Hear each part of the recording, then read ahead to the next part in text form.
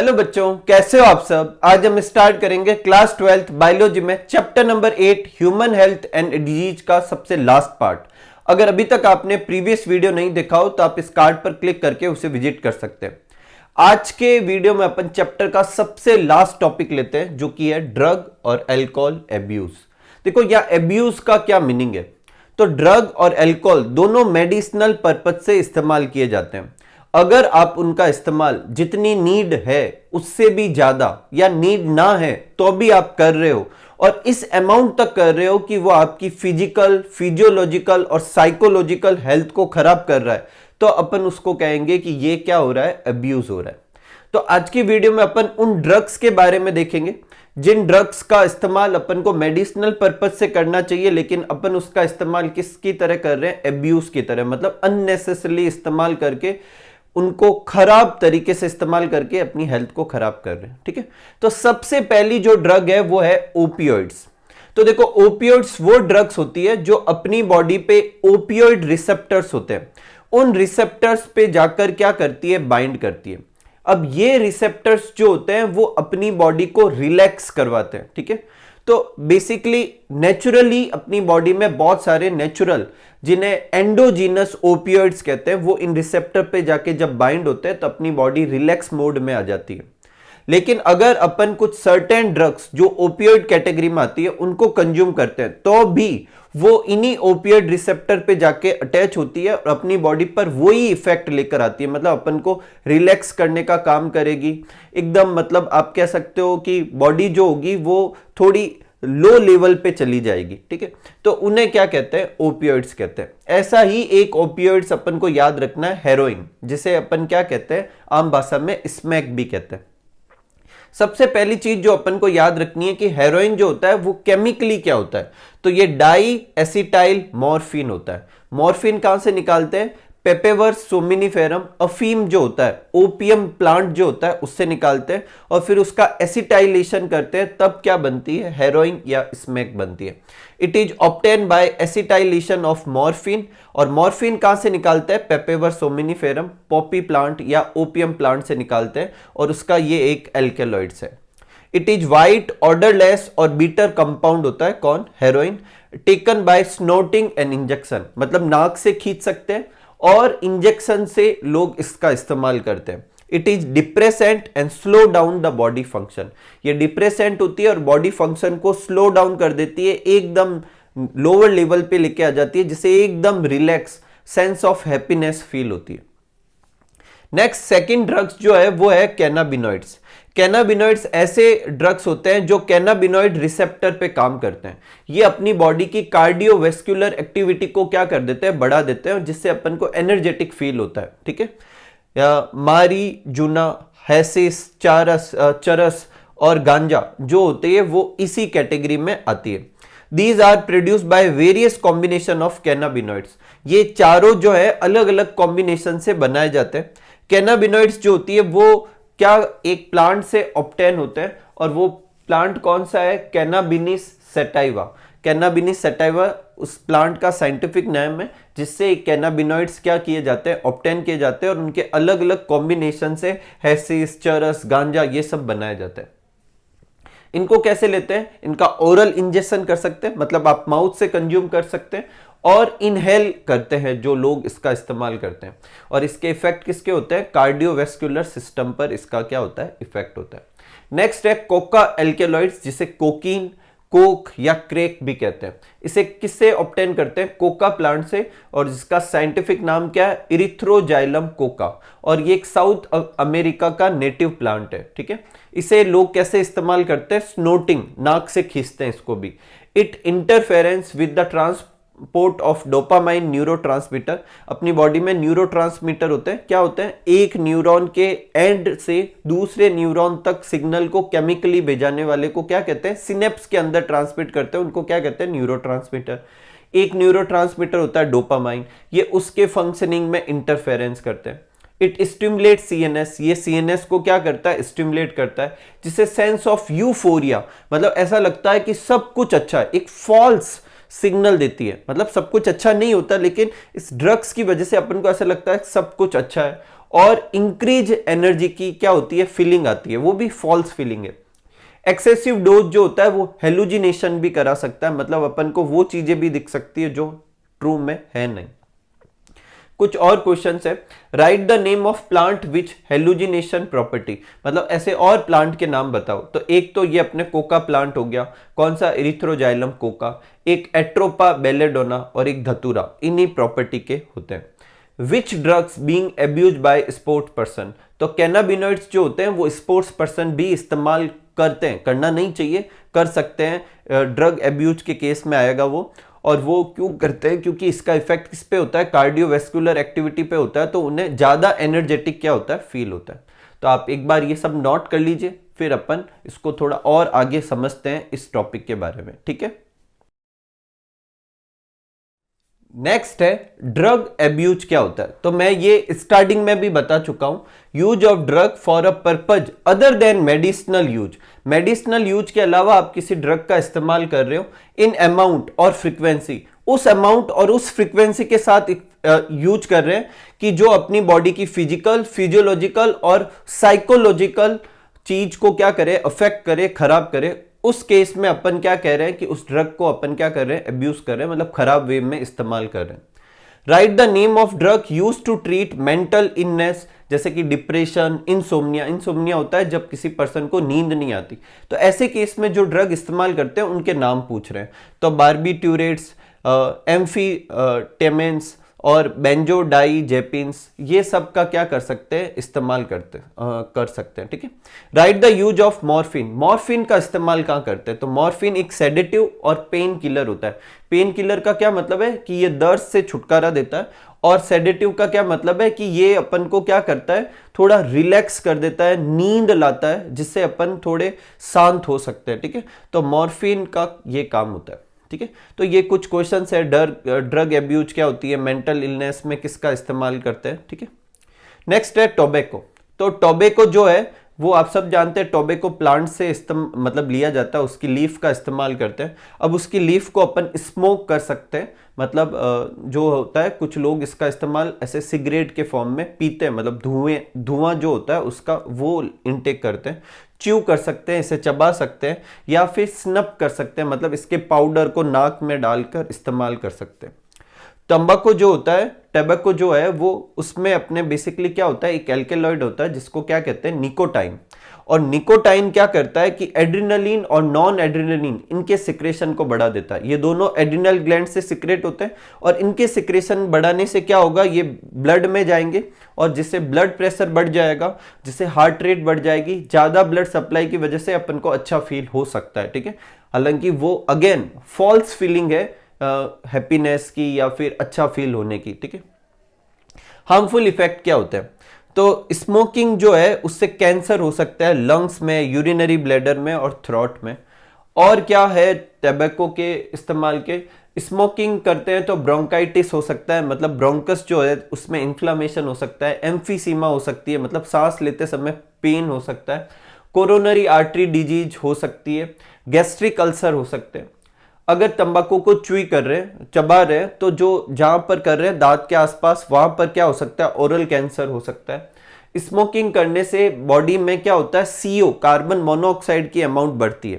देखो हीमोग्लोबिन जो होती है वो कार्बन मोनोऑक्साइड के साथ भी कंबाइन हो सकती है और ऑक्सीजन के साथ भी, और उसकी एफिनिटी कार्बन मोनोऑक्साइड के साथ ज्यादा होती है। तो हीमोग्लोबिन कार्बन मोनोऑक्साइड के साथ जुड़ेगी और एक स्टेबल प्रोडक्ट बनाएगी, इसका मतलब वो हीमोग्लोबिन अब खराब हो गई है। तो धीरे धीरे सारी बॉडी की हीमोग्लोबिन किस में कन्वर्ट हो सकती है, कार्बन मोनोऑक्साइड से रिएक्ट करके जो प्रोडक्ट बनता है उसमें, तो वो ऑक्सीजन के लिए अवेलेबल नहीं होगी। तो ब्लड में हिम बाउंड ऑक्सीजन की अमाउंट कम होगी, बेसिकली ऑक्सीजन को कैप्चर करने वाले नहीं बनेंगे, तो ऑक्सीजन की डेफिशिएंसी रहेगी। आप सांस ले रहे हैं फिर भी आपको एनीमिक कैरेक्टर आएंगे। और स्मोकिंग जो होता है वो पहली सीढ़ी है कि हार्ड ड्रग्स, जो बाकी की हायर ड्रग्स होती है, हेरोइन, मॉर्फिन, इन सब का इस्तेमाल करने की ये पहली सीढ़ी है। पहले लोग स्मोकिंग करना स्टार्ट करते हैं या फिर तंबाकू को च्युई करना स्टार्ट करते हैं, और फिर बाकी के धीरे धीरे और ड्रग्स का इस्तेमाल करने लगते हैं, ठीक है। तो एक बार आप ये नोट कर लीजिए, फिर अपन चैप्टर को और आगे बढ़ाते हैं। नेक्स्ट आगे बढ़ते हैं और नेक्स्ट टॉपिक लेते हैं जो कि अपना क्या है, adolescence and drug and alcohol abuse.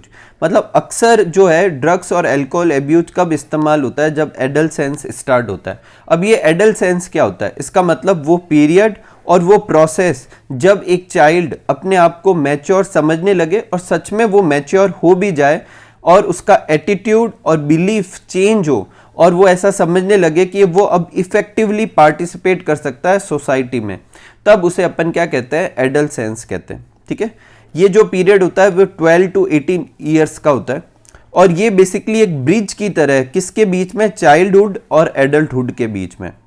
अब एडल्सेंस के केस में क्या होता है, बायोलॉजिकल चेंजेज आते हैं बॉडी में, पर्सन का बिहेवियर भी क्या होता है, चेंज होता है। और ये एक ऐसी फेज है जो मेंटल डेवलपमेंट से गुजरती है, साइकोलॉजिकल डेवलपमेंट होता है और ये बहुत ही ऐसी फेज है जहां पर ड्रग और अल्कोहल अब्यूज के टूवर्ड्स में जाने के सबसे ज़्यादा चांसेस रहते हैं। कोई भी पर्सन एक खराब हैबिटेट इन्हीं जो एज पीरियड में क्या करता है, एक्वायर करता है।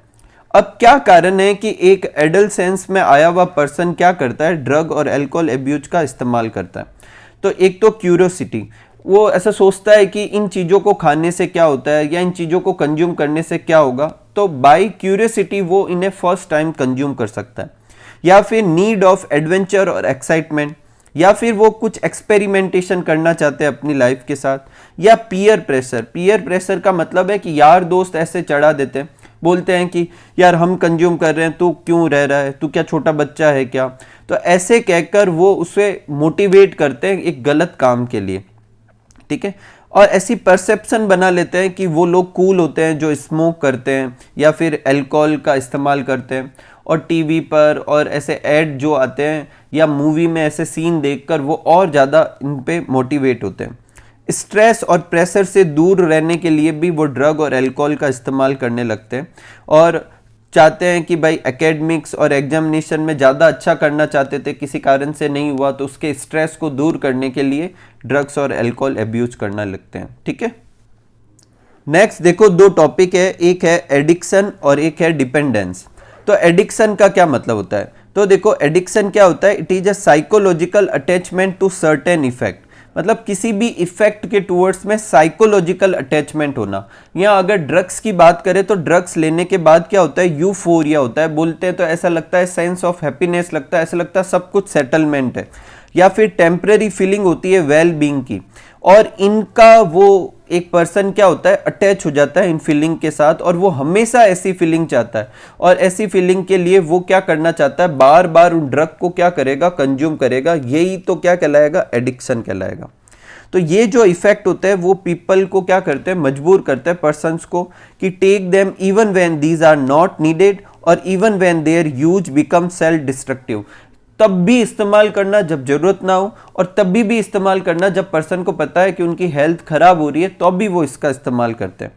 With repeated use of drugs the tolerance level decrease, उनकी बॉडी का टॉलरेंस लेवल उन ड्रग को मतलब मैनेज करने का वो गिरता है। बॉडी के जो रिसेप्टर्स होते हैं जहाँ पर वो ड्रग जाकर कंबाइन होकर जो इफेक्ट देती है, जैसे ओपियोइड रिसेप्टर पे जाके जुड़ती है, वो रिसेप्टर जो होते हैं वो भी वीक हो जाते हैं। अब वो रिसेप्टर तभी बिहेव करेंगे जब वो पर्सन जो है जरूरत से ज़्यादा डोज का इस्तेमाल करे, मतलब और ज़्यादा हायर डोज का इस्तेमाल करे, तो वो पहले के कंपेयर में ज़्यादा ड्रग या ज़्यादा अल्कोहल कंज्यूम करने लगते हैं। और टाइम के साथ में ये साइकिल चलता रहता है और पर्सन थोड़े दिन बाद में पहले के कंपेयर में और ज़्यादा ड्रग कंज्यूम करता है, फिर थोड़े दिन बाद में और ज़्यादा ड्रग कंज्यूम करता है। यही तो क्या कहलाता है कि उसका एडिक्शन हो गया और धीरे धीरे ये बढ़ता ही रहता है। This convert use of drugs into abuse of drug. वो जो इस्तेमाल कर रहा था नॉर्मल मेडिसिनल पर्पज से, इसकी जगह वो एब्यूज करने लगता है ड्रग को। अब डिपेंडेंसी का क्या मतलब है, देखो डिपेंडेंसी का मतलब है कि एडिक्शन के बाद में अगर वो किसी कारण से इन ड्रग का इस्तेमाल ना करना चाहे तो उनकी बॉडी में विड्रॉल सिंड्रोम्स आते हैं, कुछ सिम्टम्स आते हैं, जैसे कि एंजाइटी हो जाती है, नॉसिया होता है, सेकिनेस होने लगता है, स्वेटिंग आने लगती है, कमजोरी सी फील होती है, और फिर उनसे बचने के लिए वो और ज़्यादा कंज्यूम करता है। तो it is a tendency of the body to show a characteristics and unpleasant syndromes. और ये अगर कब होंगे, जब वो पर्सन सडनली इन सब को इस्तेमाल करना छोड़े। तो अब जब छोड़ेगा तो ऐसे इफेक्ट आएंगे, तो फिर वो उससे बचने के लिए वापस इस्तेमाल कर देगा। इसका क्या मतलब है, वो ड्रग्स पर अब डिपेंड करने लग गया। Withdrawal symptoms can be severe even fatal और लाइफ थ्रेटनिंग, लेकिन अगर पर्सन उनका इस्तेमाल करने लगे ड्रग्स से तो वो वापस सिम्टम्स डिसअपियर हो जाते हैं। तो अब वो पर्सन सोचता है इनसे बचने का एक ही तरीका है, उस ड्रग का इस्तेमाल करना ही पड़ेगा। ठीक है, नेक्स्ट है ड्रग के क्या इफेक्ट होते हैं या अल्कोहल के। तो देखो जनरली क्या होता है, जब पर्सन इस्तेमाल करता है तो उसे हाथों हाथ ऐसा लगता है कि रेकलेस बिहेवियर हो जाता है, मतलब उसे कोई परवाह नहीं होती कि इनका इस्तेमाल कर रहा हूँ तो कुछ खराब होगा, या फिर वेंडलिज्म और वायलेंस नेचर आ जाता है, मतलब थोड़े वायलेंट नेचर के हो जाते हैं, कुछ तोड़ फोड़ करने लगते हैं, कुछ बुरा करेंगे, कुछ उटपटांग करेंगे। ये उसका इमीडिएट इफेक्ट होता है। जरूरत से ज़्यादा एक्सेसिव डोज लेंगे तो क्या होगा, अक्सर ड्रग्स क्या होती है, रेस्पिरेटरी सिस्टम, हार्ट रेट पर इन पे काम करती है, ब्लड प्रेशर पे, तो वो जरूरत से ज़्यादा बढ़ या जरूरत से ज़्यादा घट जाएंगे तो पर्सन को कोमा या डेथ भी हो सकती है। अब देखो कभी भी कोई पर्सन अगर ड्रग्स का इस्तेमाल कर रहा है तो आप उसके बिहेवियर से पहचान सकते हैं, इनको कहते हैं warning science.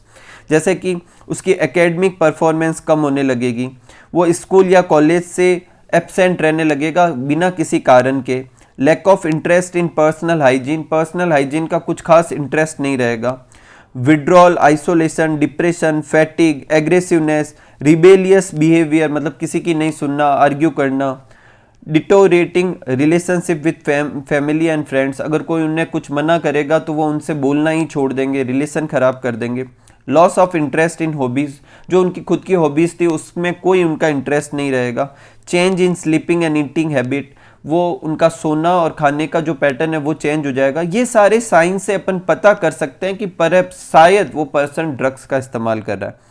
Fluctuation in weight and appetite, उनकी भूख जो है वो अब गड़बड़ाने लगती है, या तो ज़रूरत से ज़्यादा खाएंगे या ज़रूरत से कम खाएंगे, वेट जो है उनका फ्लक्चुएट होने लगता है, person may start stealing money to buy this, और वो चोरी भी करना स्टार्ट कर सकता है क्योंकि उसे तो कैसे भी करके ड्रग्स चाहिए और उसके लिए पैसा चाहिए। कौन कौन सी बीमारी हो सकती है ड्रग और अल्कोहल एब्यूज से। तो देखो अक्सर जो है ड्रग्स जो होती है वो इंजेक्शन वगैरह से इस्तेमाल की जाती है, और अपन ने देखा एसटीआई और एसटीडीज जो होती है वो सेक्सुअल ट्रांसमिटेड डिजीज में से कुछ सेक्सुअल ट्रांसमिटेड डिजीज ऐसी होती है जो नीडल के इस्तेमाल से भी फैल सकती है, जैसे कि एड्स, हेपेटाइटिस बी, या फिर अल्कोहल का अगर इस्तेमाल कर रहा है वो पर्सन तो लीवर सिरोसिस, मतलब लीवर खराब हो सकता है, नर्वस सिस्टम जो होता है वो डैमेज हो सकता है। ठीक है, आगे बढ़ते हैं और लेते हैं चैप्टर का सबसे लास्ट टॉपिक कि प्रिवेंशन एंड कंट्रोल, मतलब ड्रग अब्यूज का प्रिवेंशन और कंट्रोल कैसे कर सकते हैं। तो देखो बुक में लिखा हुआ है कि एक कहावत होती है कि prevention is always better than cure, और या ड्रग्स के केस में तो वो सबसे ज्यादा फिट होती है कि आप बाद में ट्रीटमेंट करें, उससे अच्छा है कि पहले ही या तो उसे कभी इस्तेमाल ही ना करें, या कोई पर्सन इस्तेमाल कर रहा है तो उसे इनिशियल लेवल पे ही रोका जाए।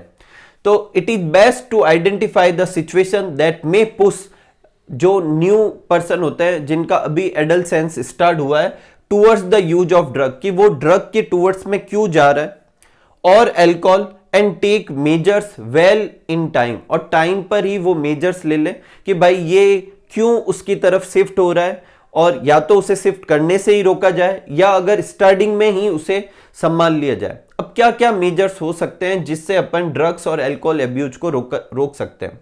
तो अपन ने देखा था कि ज्यादातर पर्सन जो होते हैं वो ड्रग या अल्कोहल अब्यूज क्यों करते हैं कि पेरेंट्स जो होते हैं उन पे प्रेशर बनाते हैं, चाहे स्पोर्ट्स में अच्छा करने के लिए या एक्टिविटीज में अच्छा करने के लिए या स्टडी में अच्छा करने के लिए। तो अपन पर्सन्स को क्या कर सकते हैं, जो स्टूडेंट है उनको थोड़ा रिलैक्स रख सकते हैं। हर इंसान की अपनी एक कैपेसिटी होती है, उससे ज्यादा उसको पुश ना करें। तो a child should not pushed unnecessarily to perform beyond his or her capacity, जितनी उसकी कैपेसिटी है उससे ज्यादा पुश ना करें। एक हेल्दी एनवायरनमेंट में चाइल्ड को और ग्रो करवाएं, उसे और अच्छा करने के लिए मोटिवेट करें, ना कि उसे टॉर्चर करें। ऐसा करेंगे तो वो कोई नशा करने के लिए मोटिवेट हो सकता है। सेकेंड है education and counselling, educating and counselling the child to accept and face the failure and disappointment. मतलब जो बच्चा जो है या फिर कोई भी बड़ा आदमी है, वो क्या होता है जिंदगी की एक सर्टेन सिचुएशन में किसी फेलियर से परेशान होकर नशा स्टार्ट कर देता है, या उसे कोई डिसअपॉइंटमेंट है, कोई प्रॉब्लम है उसकी वजह से ऐसा करने लगता है। तो टाइम टू टाइम उससे बात की जाए, छोटे बच्चे हैं तो उन्हें समझाया जाए, एजुकेट किया जाए कि फेलियर लाइफ का एक हिस्सा होता है और उससे परेशान नहीं होना है, ना ही किसी डिसअपॉइंटमेंट को इतना घर देना है कि अपन क्या कर सके, नशे के टूवर्ड्स में जाए। ठीक है, तो चैनलाइज द एनर्जी, जो बच्चे की जो एनर्जी होती है उसको अच्छे काम में लगाएं, योगा करवाएं, उसे स्पोर्ट्स में डालें, रीडिंग करवाएं, म्यूजिक सुनने को कहें या एक्स्ट्रा कैरिकुलर कोई और एक्टिविटी कराएं जिससे बच्चा हेल्दी माइंडसेट के साथ रहे। नेक्स्ट है seeking help from the parents and peer. अगर आपको पता चलता है कि किसी बच्चे में ऐसा है तो उसके दोस्तों से मदद लें, उनके पेरेंट्स को टाइम पर बताएं और उनको जो भी प्रॉब्लम है उसको सॉर्ट आउट कराएं, ताकि वो उनका जो भी मतलब मेंटल या फिजिकल या इमोशनल जो भी बर्डन है वो सॉल्व आउट हो सके। नेक्स्ट तरीका क्या है, looking for the danger sign. देखो अभी मैंने आपको जब पढ़ाया था तो मैंने बोला था कुछ वार्निंग साइन देखने को मिलते हैं कि हाँ हो सकता है कि ये ड्रग का इस्तेमाल कर रहा है, तो उनको पहचाने और टाइम पर ही अप्रोप्रिएट एक्शन ले। अगर आप भी किसी एक ऐसे इंसान को जानते हैं तो आप अगर आपको पता हो कि भाई वो आपका क्लासमेट है या फ्रेंड है जो ड्रग्स या अल्कोहल का इस्तेमाल कर रहा है, तो उन्हें समझाएं या फिर उनके घर वालों को बताएं ताकि वो टाइम पर सुधर जाए, ना कि उनको और मोटिवेट करें। नेक्स्ट है सीकिंग प्रोफेशनल हेल्प। अगर मान लो कि बच्चा थोड़ा टाइम हो चुका है वो पर्सन ड्रग्स का इस्तेमाल करते हुए, तो आप किसी साइकोलॉजिस्ट, साइकाइट्रिस्ट या फिर ऐसे जो रिहेबिलिटेशन प्रोग्राम वाले जो होते हैं सेंटर, वहां पर जा सकते हैं और उस बच्चे को या उस पर्सन को मोटिवेट करें, उन प्रोफेशनल की हेल्प लें, मेडिसिन लें और ताकि वो ड्रग्स से छुटकारा पा सके और एक हेल्दी लाइफ जिए। तो ये जो आज का अपना टॉपिक था वो था ड्रग एंड अल्कोहल अब्यूज के बारे में। इसी के साथ अपना ये चैप्टर जो होता है वो पूरा कंप्लीट होता है। उम्मीद करूंगा कि आपको ये चैप्टर बहुत ही अच्छे से समझ में आया होगा। मिलते हैं अगले चैप्टर के वीडियो में, तब तक आप सब लोग खूब सारा हार्डवर्क कीजिए, खूब खुश रहिए, खूब मस्त रहिए। Thank you for watching.